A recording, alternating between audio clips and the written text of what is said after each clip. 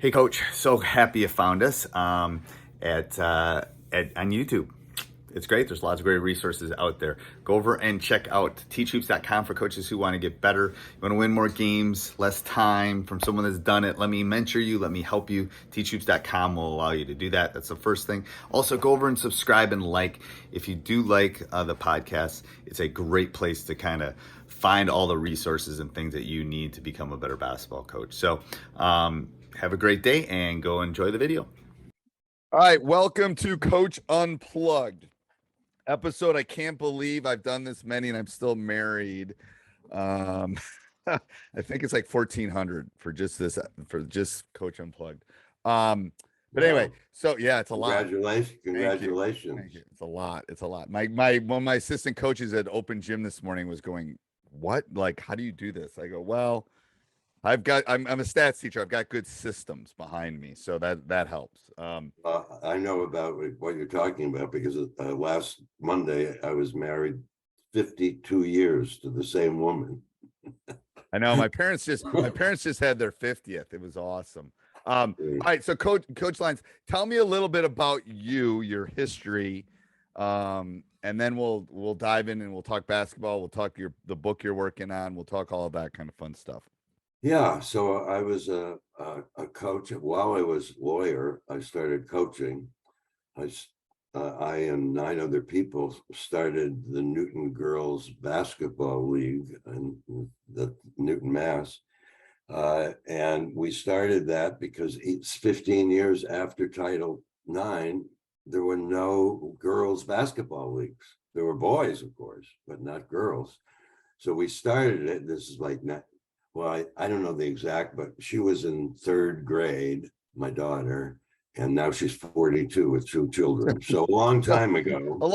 So, but were there because you're in a suburb we talked about before we came on the air, you're in a suburb of Boston. Were there other girls leagues at all in the Boston area? Well, of course, they're AAU, but we're talking about community leagues. I mean, I don't think on 3rd grade they have AAU, but I'm talking about when you started the Newton one. Were there other towns or any? Did you have any? Or honestly, did you guys just start?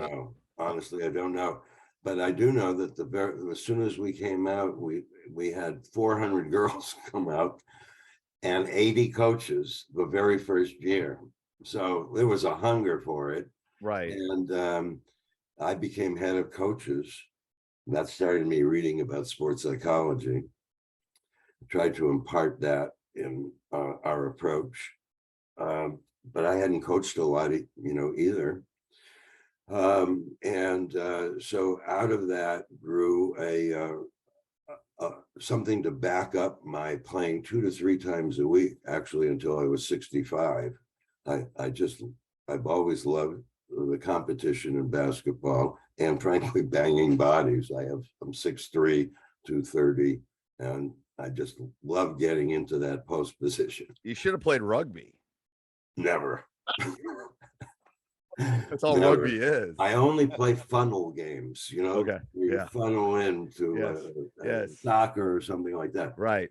Anyway, so I both my children played. They were both point guards and captains of their team at this very large high school. And my son went on to play in Rochester. And while that was all happening, I did the travel teams, I did the community leagues, then I did, while my daughter was playing in high school, she made me sign a contract that because she knew as a lawyer that I only got 1 comment a week.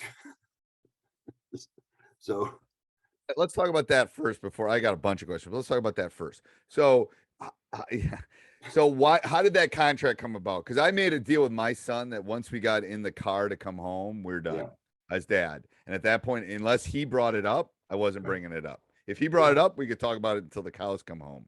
Well, I'm thinking that my daughter liked some of the advice I gave her, and so she gave me 1 comment a week. between games. And she said to me, why don't you get a life? So we have a crosstown high school, and I became an assistant coach on the girls team at Newton South High School instead of Newton North. Okay. And for 6 years, I did that as an assistant. And it was tremendous experience, actually.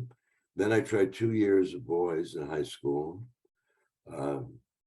And then during this whole time, my son was, I did this when he came off a practice court, because he once said to me, how are you?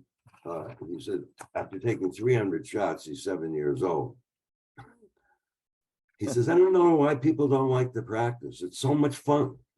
Right. Oh, there you go. That's half the Well, battle. that's a key point for high school coaches. Like, if it's not fun, it's the wrong thing to do. Right. They're not going to do it. And I heard you, I saw something you wrote about, you asked people what's fun, right? And my one word answer to that is enjoyment. If I'm enjoying myself, that's a good thing.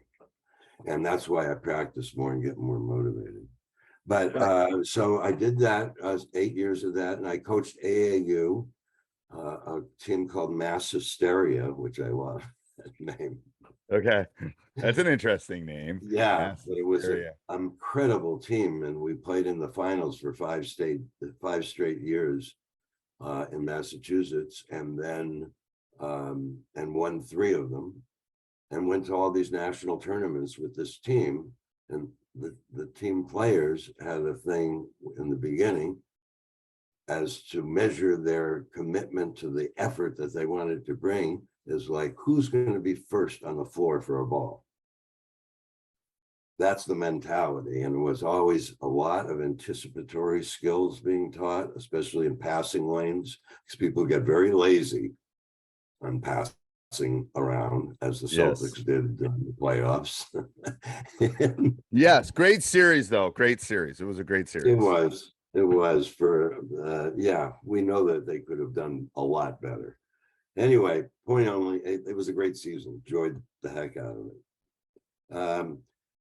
So I went from high school and AAU for, I did the 5 years my kid played, and then 3 more years with the coach's son, great coach, David Aldrich, fantastic. He would have the huddle before every game. He'd come in, and most people talk about defense or something. He says, nothing is more important than your family. Break on family.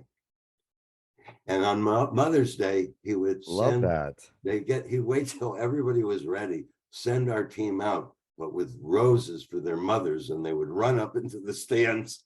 The players, the refs, they're all waiting. And love that. And who's going to say, don't give that? Don't do that. Don't go give your mom a hug. Don't do that. Yes. Funny. Yeah. So then I coached 3 years at LaSalle College as an assistant. Okay. I was the grandfather on the team by that time. And it was terrific. The first time LaSalle went, maybe the last, we went 2 years out of the 3 to the NCAAs, won our division. I had them carry around goal books, little spiral memo pads, 3 goals at every practice. What are you going to work on? And then I would correct the goals so they weren't results. Like, better defense is not a good goal. Like, how do I create? So explain that, because I understand that, but explain that to the listeners, what you mean by that, because that's where people mess up a lot. Yeah. So the idea is goal setting is a process more than a result. Like, you see state associations constantly blare out results, like sportsmanship. Well, how do you actually do that? So goal setting has got to be realistic and challenging. It should be small steps, because you should be encouraging yourself by reaching a goal, and that you can cross it off that memo pad.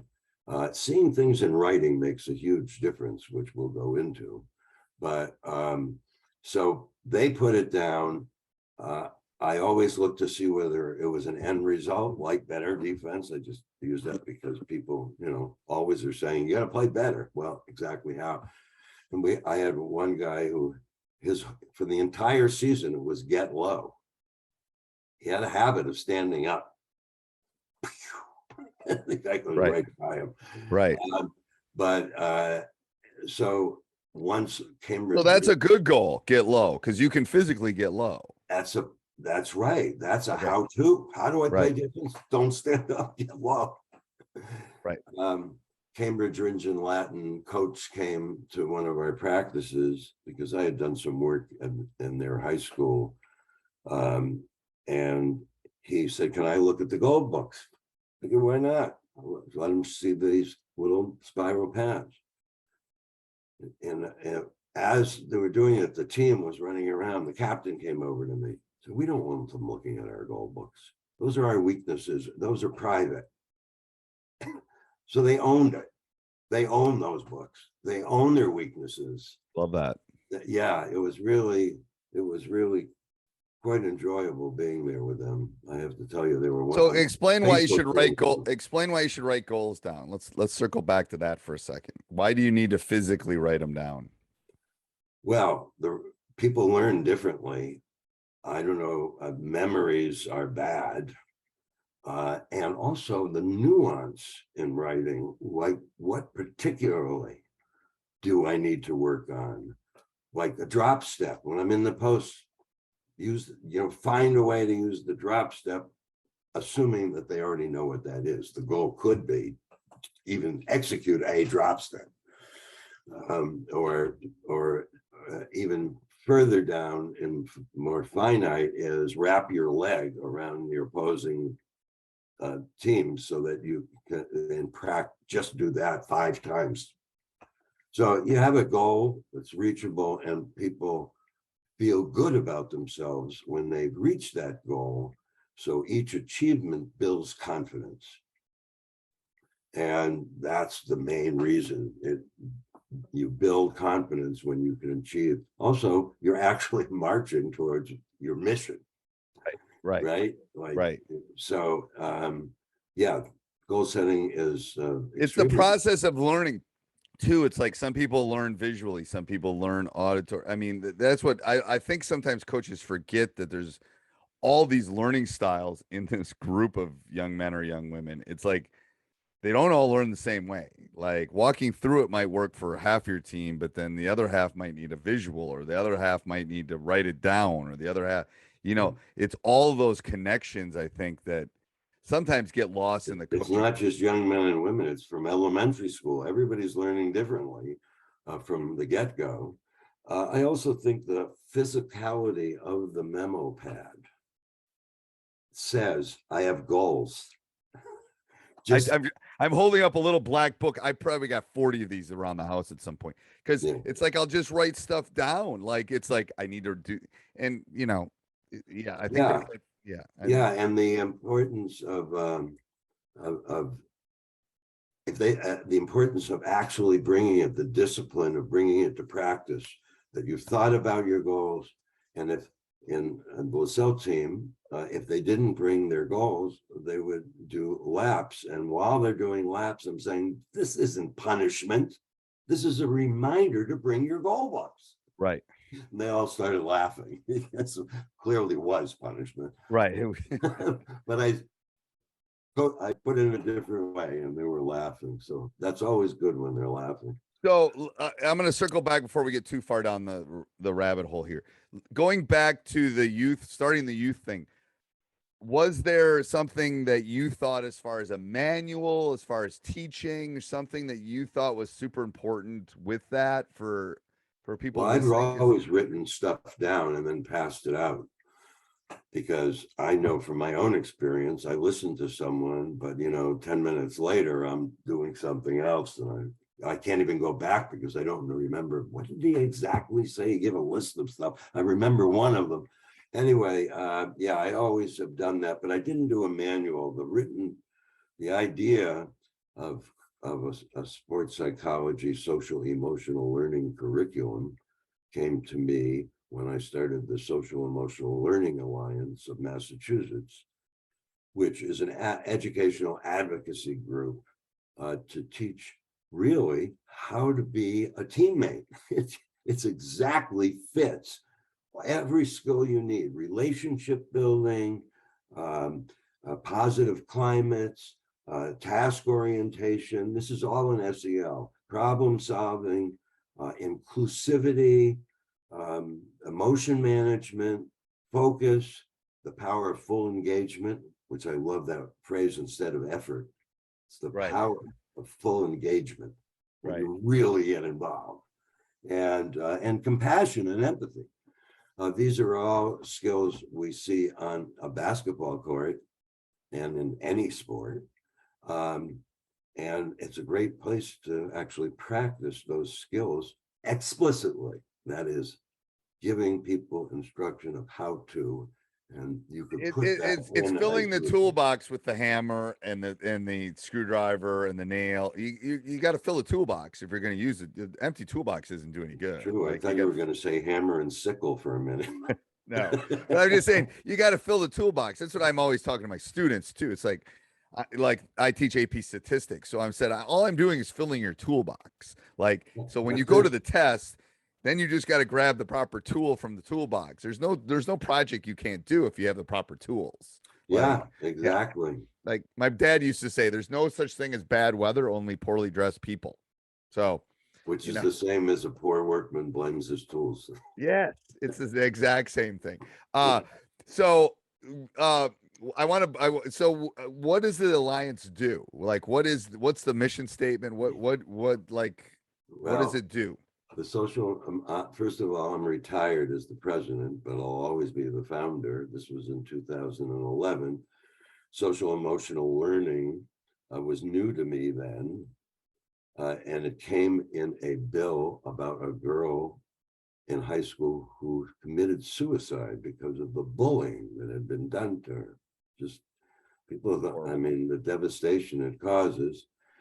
And in it, some forward-thinking legislator, with the advice, I think, of the Boston Park and Public Health Department, put in a thing that the Department of Education, here it's called DESE, it doesn't matter. The Department of Education, Massachusetts, should promulgate guidelines for the implementation of social emotional learning. And what it does is infuse, it's not in the little kids, there's a separate time for it.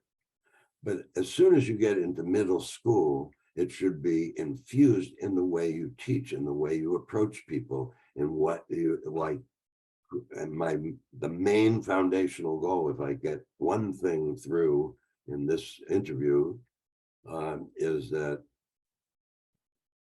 the foundational goal must be creating safe and supportive, positive, encouraging environments, because people learn so much better. Then this is science. So when I see a guy yelling on the sideline, I got to ask myself, why are you doing the opposite of what is required? You're making them short arm the ball because they're so frightened they're going to make you've made them frightened. Right. And so nobody learns well. I had a coach once that I was assisting. It didn't last long, but he was banging the lockers in the locker room in the middle. And so he turns to me and says, "How do you think that went?" I said, "I don't think they heard a word after you started banging the lockers." And the thing is, here's something from an old guy is like I'm old. Anyway, I will yell at them. I will yell at them maybe once a year. And it's more like what I tell coaches, it's more like when your kid runs into the street, sometimes you have to make it's a reaction. It's a reaction, and it's also I have to scare you a little bit, because I don't want you to get hit by a car. I don't want you to do something. It's that reactionary fight kind of thing. I'm betting that's the rationale that rationalizes why you yell. But that's not the real reason. The real reason is there was danger. You recognized it, and it scared the hell out of you. Yes, and it's like but we all have emotions. We all have emotions, and what it does from a coaching standpoint, I can tell when I do it, like when I do it that 1 or 2 times in the year, I get a reaction. It's almost like the paddles, the AED. It's almost like I only use it when I need it's January and it's the third game of the week and this final. It's like sometimes I'll just do it to wake them up. That's all I'm doing because I've spent the last 11 months building trust, they know I love them, they know I care about them, they know, oh shoot, coach is mad I missed curfew. It's like your kid comes home late for curfew and you yell at him. So I think this is just my Yeah. opinion, and I'm certainly not criticizing or anything, but I think if you want to get attention, bring symbols. You'll get their attention. That's true. In other words, I know you you're don't saying. need to yell. I mean, You're right. You can yell, but immediately say, "I just lost my temper." Like, Right. acknowledge what happened. And I'll always circle back. Like it's always a wake up call, and then it's a okay, blah blah blah. Like I was talking. I did a podcast earlier today, and I talked about losing a game. I think I lost a game for my team this year because I didn't call a timeout and blah blah blah. First thing I did when I got to the locker room is I told them I made a mistake. Yeah, We were up 3. I should have called a timeout before the second free throw. I didn't do that. My fault. I'm sorry. I take that because it showed me as a human, and I make mistakes. I'm not human. Yeah, that's being vulnerable is a great asset as a coach. It is. That they know you're a human being, you have feelings, and just like they do. But it's also, and I'm sure you do this, is respect. Right. You have to give kids respect to get respect back. You have to listen to them as they talk. So my main point was about, and I think it's so foundational, many, many states in their education have a commission in each of their education departments. Here in Massachusetts is the Safe and Supportive Schools, with the immediate phrase on their website: people cannot learn if they're afraid, undernourished, don't have a place to sleep. So you can't learn that way. So our job is to create an environment, at least in our practice. Oh, trust me, can do something. Trust me, as a 35-year educator, it's like schools have become the catch-all to do everything. Like, well, they have, but with good reason. With good reason, the science proves it. But then we got to fund it. So I'm going to go on a soapbox for a second. Then we got to fund it. We got to fund it. At least I couldn't agree more. They're not funding it. Like we feed them, we do all this stuff. We need to do it because they can't learn if they're hungry. If, like you said, if they're doing that, they can't play a game. If they're like worried about where they're going to be at night. I agree. You asked me a question, but we got up in basketball. The Social Emotional Learning Alliance for Massachusetts is being mirrored in 21 states now under SEL4US.org. And it's an advocacy group, meaning files legislation, supports legislation, talks to legislators about things that they could do, like funding, and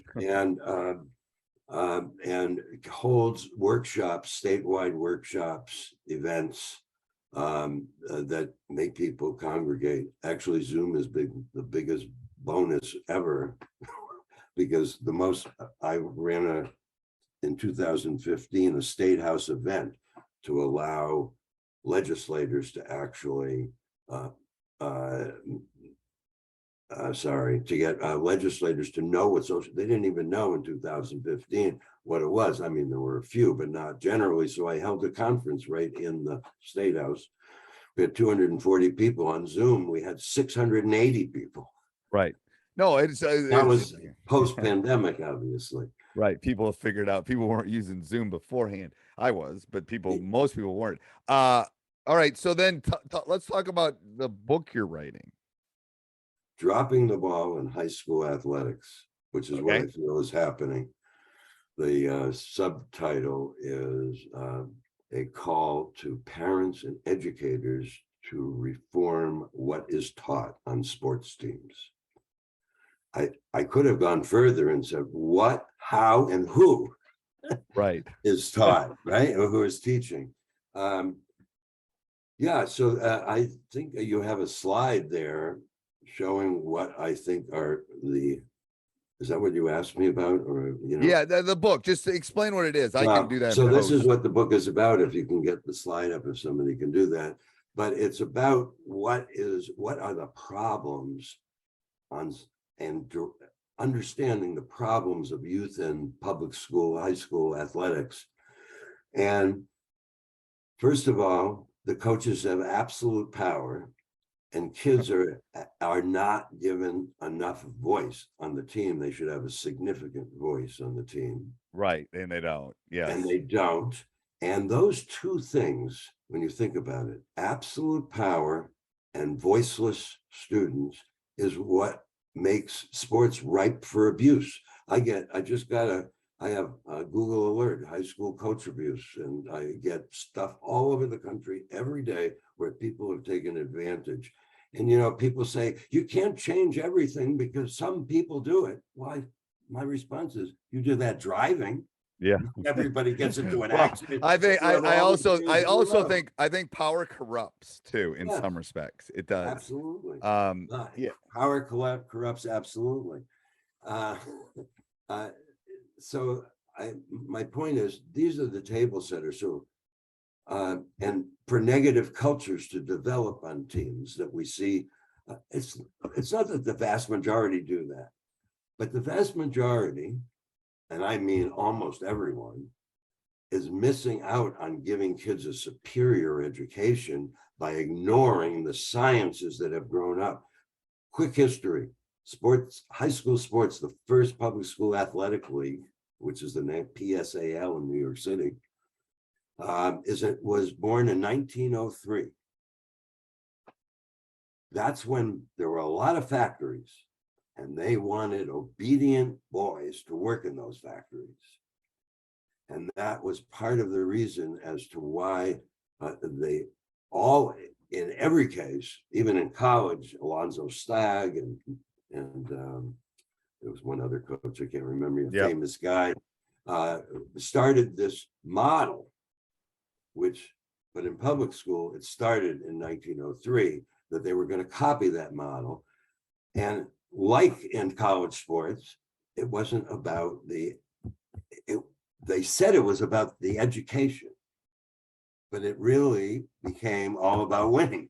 Well, first of all, the educational system could be its own podcast, to be honest with you.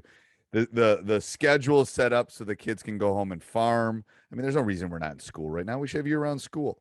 And we basically were making factory workers. Literally, there's a bell that rings, and then you go to the next. I mean, you're supposed to be business came very involved in education in the turn of the century as industries started to blossom and boom during that whole period, 1880 to 1920. And so that was their method. Now employers are looking for critical thinkers. Now they're looking for problem solvers, decision makers, people with creativity. And of course, basketball to me is jazz. Well, basketball is like coaching basketball and coaching baseball are like two separate things. You have so much time. But I mean, what I tell the kids, they think, well, I go, what, they watch Stranger Things and they go, well, that's the 80s. I go, what are you talking about? I wasn't carrying a computer around with me at school. If I wanted to call a girl, I told one of my players today at Open Gym, I said, if I wanted to call a girl, I had to get through dad first. And they go, what do you mean? I go, I had to call her house. And if I was lucky, she picked up. If I wasn't, then I had to talk to mom or dad or sister before I got to her. Yeah. They look at me like I'm from Mars. I go, what are you talking about? Like, all things have changed. I know. And it's like, there was no computer. But one, sport. Right. We're still using that system of all. Well, so's education in a lot of respects. Students who can't speak on the team and have voice in it, and I could go into what that would look like, but no written guideline for what is our goal besides teaching drop steps, besides treating, trap and rotate, besides treating all the sports specific skills that we teach very well, but we're missing this opportunity. Can you imagine if all of the kids who play sports actually knew that for the rest of their lives, they could go out and create an environment where people wanted to be. Those Right. would be the leaders. They would go into every single situation and see, how can I make this better for all of us, and know how to do it. I mean, specifically, like part of the step is clapping for everybody, saying encouraging words, complimenting people. Well, well, just read a paper recently on your name is the sweetest voice in the world. My first name is, yours is Mitch, mine's Steve. If someone says Steve, I turn, right? Because it's that sound of, that's me. So when you would talk to them, you call them by name, you make eye contact, all of those things is so. But again, I teach mathematics, I teach statistics, which kind of makes sense to them because it's kind of TikTok. It's the TikTok world we live in. But for the most part, I have to connect with them to teach them something. To be honest with you, they don't really need or want algebra 2. Yeah, I was one of those students. You really don't need it. Like, now statistics, however, is a whole different ball game, because statistics is science and data and the world we live in. Yeah. People are collecting data right now, probably on Zoom. We're using Zoom to do this. They're probably collecting data on us. Google's collecting data on us. TikTok's collecting data on us. Anyway, but I think that's right. I think the science is so far advanced, and education, coaching is not caught up at all. Sports psychology is 120 years old, and we don't use it. No, there's when you combine it with social emotional learning, the book Dropping the Ball in High School Athletics is one. We have a sports psychologist and a former athletic director, and me, the coach, and we're putting together that book. But I'm a social emotional learning person. Right.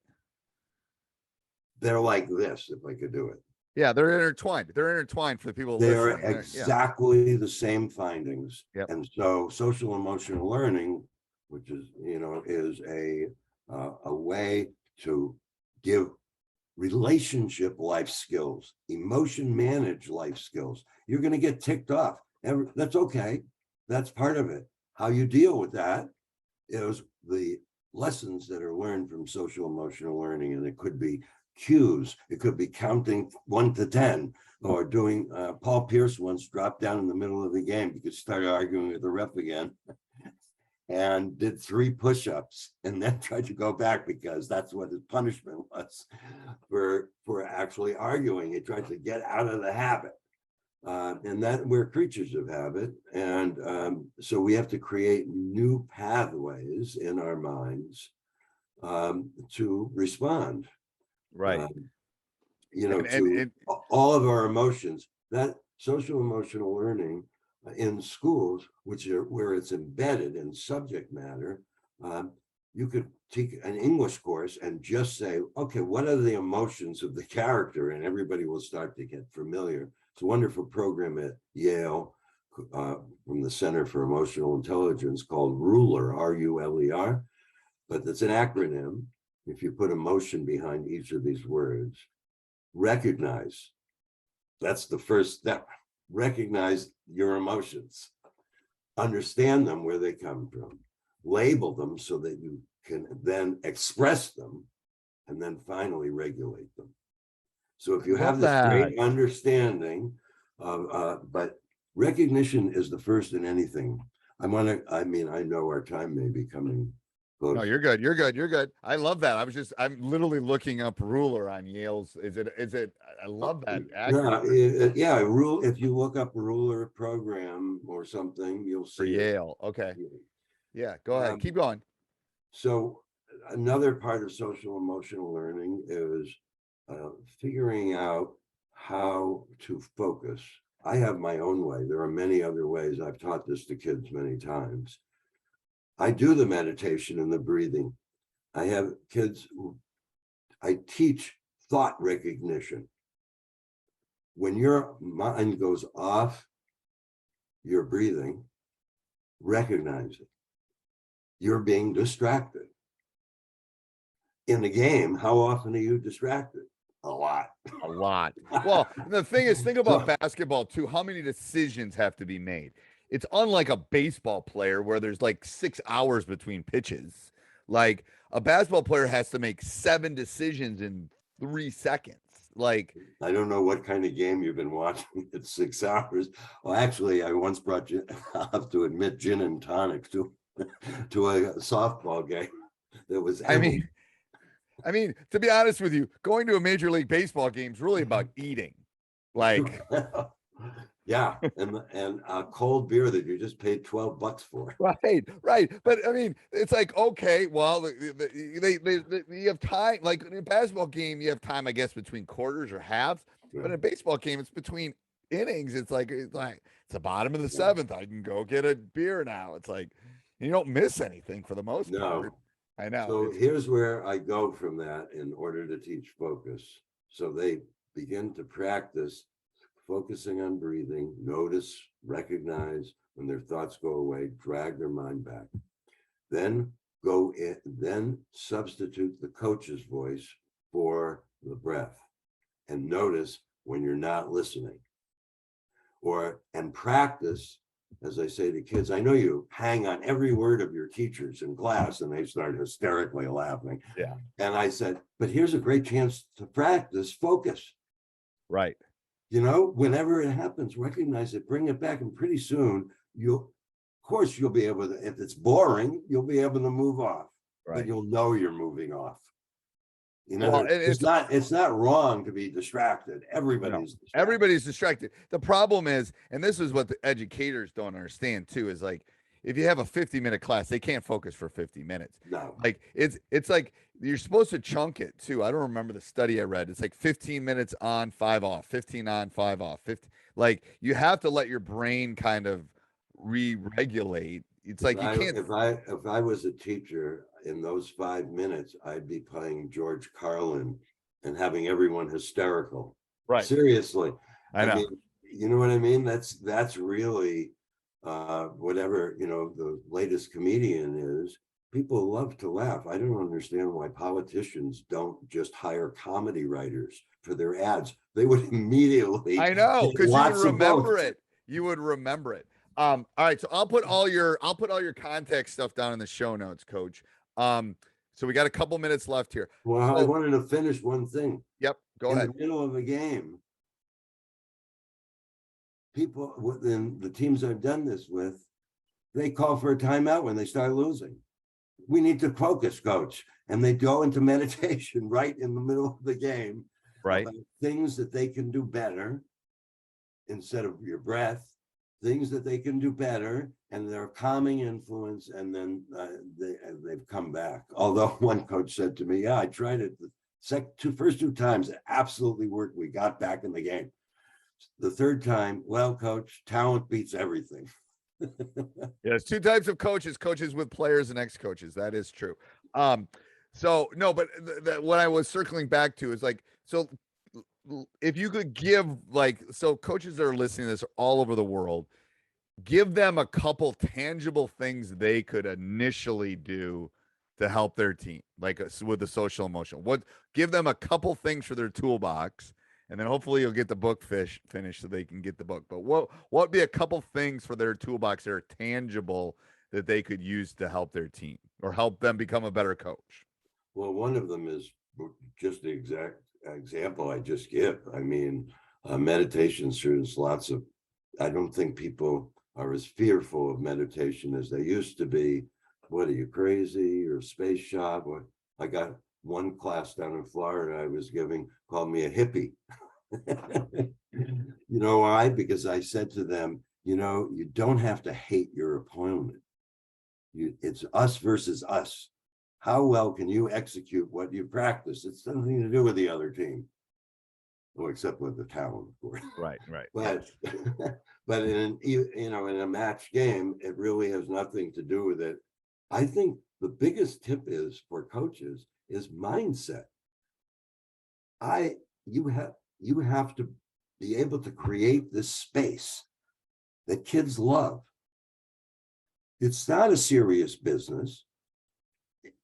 Winning is great, but it's not war. Right. We're not going to battle. it's actually is very disrespectful to the people who actually have to do that. My father Right. was in Iwo Jima. Right. Post-traumatic stress syndrome. Right. It was so when we say that it's just like a war, it's not. It's not. It's It's not. Especially in public school. Right. You are in a taxpayer-funded activity, and you should teach them what's the latest available science. And what I would do is go to the athletic director and say, we want to have an actual curriculum so we don't have 20 different messages on 20 different teams. We want an athletic department that is purpose. We want to teach them non-specific skills. And so they should advocate. I'm an advocate. I mean, that's what I do. Right. But you should advocate with the athletic director, bring on rule number one. We'll start with that. And we'll be the ones that create the curriculum. We don't have to have a fancy outside force to do it. I'm paying somebody right now to do one, but it's by far not going to be the only one. Doesn't fit the needs of everybody's school. Right. You just have to say, you start with this and think of the results. You will be evaluated on how well you model and teach the skill of creating positive environments. That's how what will happen? Well, the yelling coach, what am I going to do? You're going to change or you're going to leave. Right. Because nothing is more important than the students. Right. The coach is not important. Well, and the problem is the connection too. It's like, I mean, every day in my class, I tell jokes. I give every day there's a life lesson on the wall. I'll give one right now. You should clip your toenails after a shower. And they'll go, what are you talking about? And I go, Mr. I go, it's a life lesson. It's like, and they go, well, why do you do that? I go, because they're softer. That's why you do it after you take a shower. And they look at me like I'm from Mars. But what it does is it starts a conversation and it builds trust. And it makes you a person. That's the kicker. And that's the thing. You can't be a dictator. You need to be a facilitator. You need to ask questions. Like at the very beginning of the year, don't come in with all your expectations written down. Say to them, have a pair share, basically, and ask these kids, what is it that you want to see in your teammate? What values do you want to see?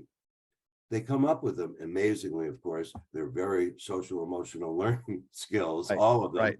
And the coach, if he wants to make it their team so they feel that they're involved, he will or she will say, that's what we're going to do. What you just said, we're going to work to see if we can actually do that together. Me too. Right. And that's the fun part. It's like, I'm a math teacher. How much do they really need to know all that stuff? They need to know some of it, but they don't remember it. They remember things like, I'll tell them, like, here's this, they go, what they'll always like try to get me off task. And sometimes they're good at it. They go, what's the meaning of life, coach? And how can I be happy? And I go, here's what you need to do. You need to find something you love to do. Okay. That you're good at, that the world needs, and that they're willing to pay you. If you find those 4 things, you'll be extremely happy. And then I'll go, and then I'll go about teaching. I said, I love teaching. I think I'm pretty good at it. Most of the time I'm a stats teacher. So I go, I'm in the average at least. I'm pretty good at it. I get paid for it, kind of. All right. And the world needs it. So the only one that really is not hitting is the pay one for teachers. Right. So I said, but I can live with that because I have other ways of making money. So I found 3 of the 4. I'm happy. Like, it's a good life. I've had a great life. Yeah, so, passion is everything. It is. It's like, and then I always use the example. I said, I sing. I'm horrible. My daughter's really good. I'm horrible singer. So I might love it. The world needs singers. What's your favorite song that you sing? I tend to sing Christmas songs. I think all of your listeners and viewers will want you to now sing a song. No, they're not. Like, I'm dreaming of a white Christmas is why I have this deep, like, Statler brother voice, like the deep Statler brothers. But anyway, but I said, but no one wants to hear me sing, and no one's going to pay for it. So I said, that's the problem, is you got to find people that are mentors for you that will tell you the honest truth that, Steve, you can't really sing. Well, that's self-awareness, perspective taking, of yourself. Compared to someone else, I'm not as good. Right. And where that is inaccurate, a good coach is going to sit down Right. and go through. Well, let's take dribbling. How well can you dribble through your legs? Right. Just this is logic. We're not downing you. Love your effort. Find something good to say to that person, because I'm sure there is Right. if they're on your team already. Yeah. And then this is where you really fit in. Right. So, well, a good coach, here's what a good coach, honestly. Right. A good coach does this. A good coach accentuates the positive and hides the negative. It's like I mean, if you're a good shooter, I'm going to try to get you shots. And if you can't defend off ball, then I'm going to find a way that I can hide your weakness. We're going to work on that weakness and we're going to try to make it better. Right. And then you're going to set a goal. Yeah. Cover the weak side cutter. Right. That's a good goal. That's, because that's what everybody should be doing. Right. Right. Right. So, so these are ways in which you, like even in math, it teaches you logic. Right. Well, that's what I tell them. They go, "When do you ever need this?" I go, will you need the law of cosines? No, never, probably in your life, unless you're going to be an engineer or whatever. But I'm teaching to problem solve. I said, you're going to have to problem solve your entire life.